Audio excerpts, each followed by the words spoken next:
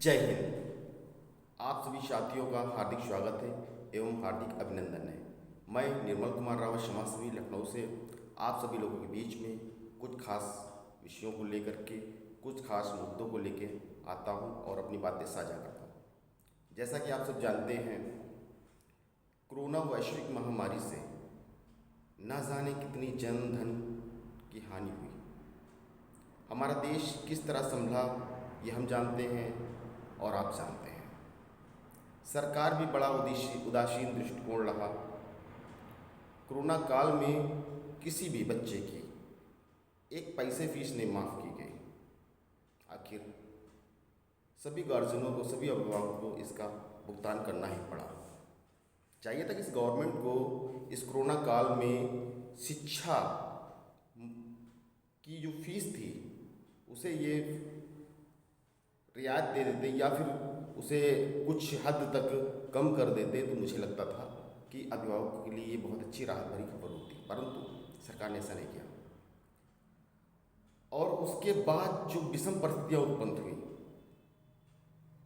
जहाँ आप एक तरफ देख रहे हैं प्राइवेट कॉलेज संस्थान, वहाँ पर तो चलो हाई सोसाइटी के लोग रहते हैं, पढ़ते हैं वहाँ पर, तो वहाँ पर शिक्षा में ज़्यादा कुछ खास फर्क नहीं आया। उनकी निरंतर शिक्षा चलती रहे ऑनलाइन।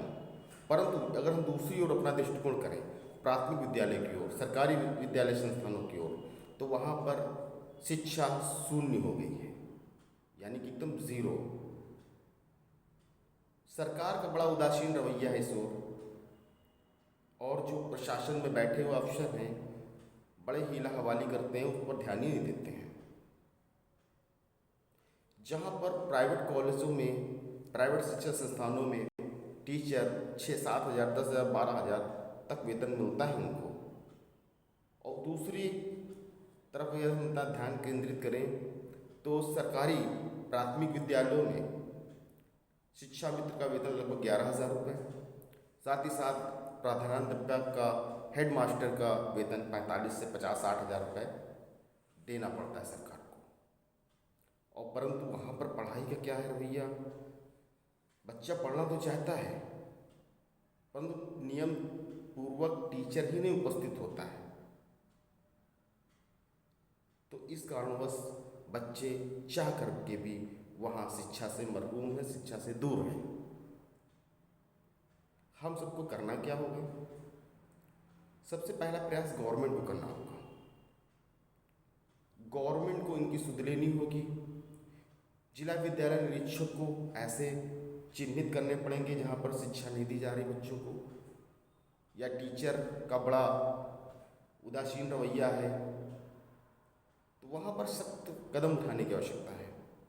उन्हें एहसास कराना होगा कि ये जनता का पैसा जो आपको दिया जाता है, और जनता को भी इस तरफ न रुख करते हुए अभिभावकों को भी रोज़ जा करके विद्यालय में बच्चों की शिक्षा प्रणाली, शिक्षा कार्यशैली को देखना होगा कि हमारा बच्चा क्या सीख रहा है, वहाँ पर क्या टीचर उसको बताने का काम कर रहा है। तो कुछ हद तक हम इसमें बेहतर कर सकते हैं।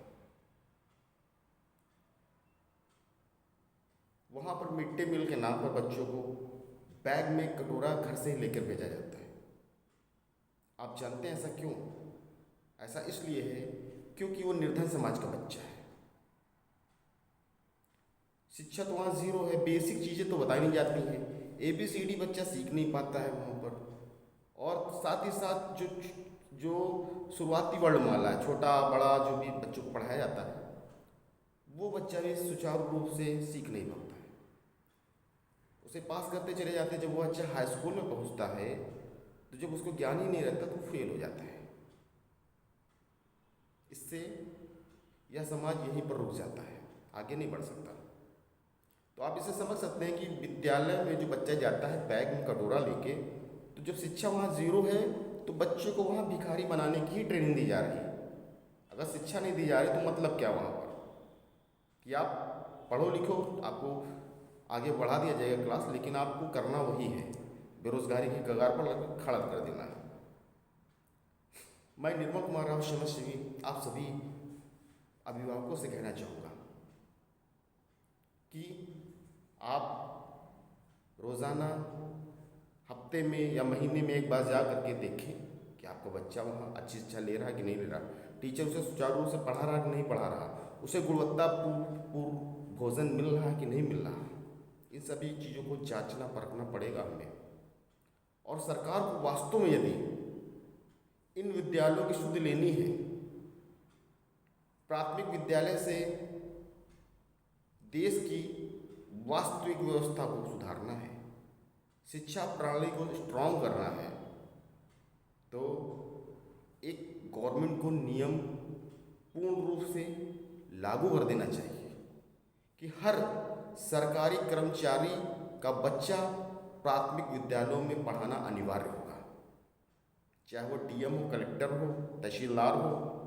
सभी के बच्चे जब प्राथमिक विद्यालयों में पढ़ेंगे, शिक्षा ग्रहण करेंगे, तो जाहिर सी बात है वो बहुत ही जांचेंगे, परखेंगे शिक्षा की व्यवस्था को लेकर के, तब उस पर कार्रवाई करने के भी काम करेंगे।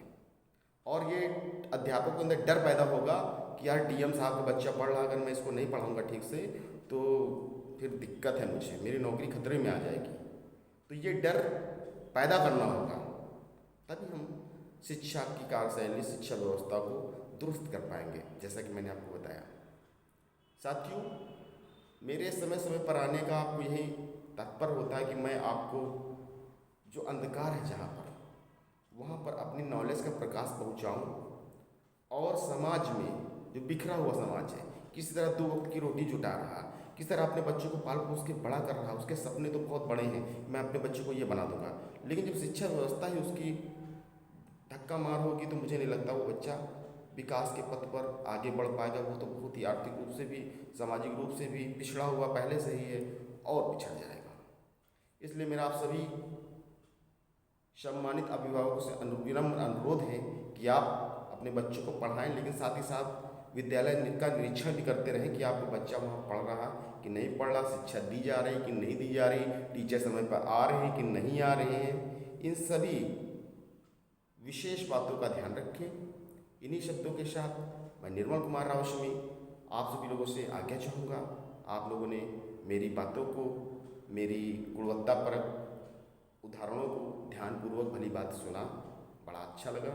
इसके लिए मैं आपको बहुत बहुत धन्यवाद देता हूँ, और इन्हीं शब्दों को विराम देते हुए मैं अपनी वाणी को खत्म करता हूँ, समाप्त करता हूँ। बहुत बहुत धन्यवाद।